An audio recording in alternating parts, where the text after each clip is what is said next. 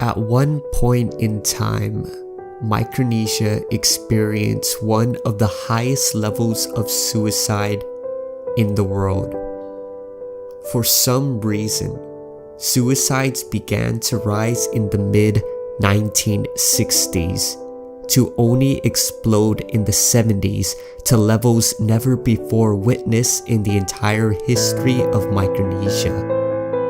And just to give some context to how severe the suicide rate was in Micronesia, during the 70s and 80s, the United States suicide rate hovered around 11.5 per 100,000. While in Micronesia, the suicide rate easily doubled that, and at one point nearly tripling that amount. Despite the incredible numbers being a tragedy all to itself, what made these suicides in Micronesia especially tragic and different from almost every other part of the world is that the overwhelming majority of suicides were committed by young males who were of seemingly good mental health and behavior. The significance of this fact and how it goes against all the conventional understanding of suicide will be discussed later in the video. This case study on suicide in Micronesia will go through 9 questions. Were suicides in Micronesia really increasing? What is the typical health profile of suicide victim? What is the typical suicide scenario? What theories can explain Micronesian suicide? What are the most common types of suicide in Micronesia? What are the significant differences in suicide among the differing island groups? What does the recent suicide data indicate? What is the suicide rates of migrant Micronesians? And what are possible suicide prevention solutions? The answers to these questions will be based upon the suicide research of Jesuit priest Francis Hazel and cultural anthropologist Donald Rubinstein.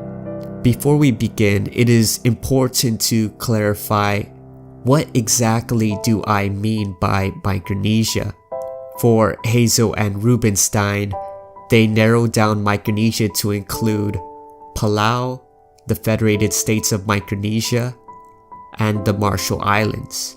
Within this area, there are about 15 different languages spoken, and significant cultural differences exist from one main island group to another, such as Palau, Yap, Chuuk, Pohnpei, Kosrae, and the Marshall Islands.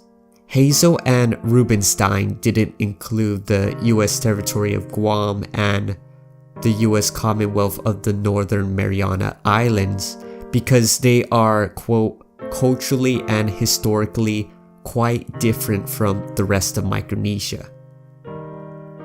Also not included are the independent republics of Nauru and Kiribati because they also have had a, quote, different colonial and cultural history. Therefore, for Hazel and Rubinstein, Micronesia refers only to Palau, the 4 states of the FSM, and the Marshall Islands. I will use this narrowed down Micronesian definition primarily because Hazel and Rubinstein did so for their research, as I do not want to risk extrapolating data that are solely applicable to certain parts of Micronesia to the whole. Subsequently, for this case study, any references to Micronesia will refer to only Palau, the FSM, and the Marshalls, unless otherwise stated. Anyways, let's start with the first question.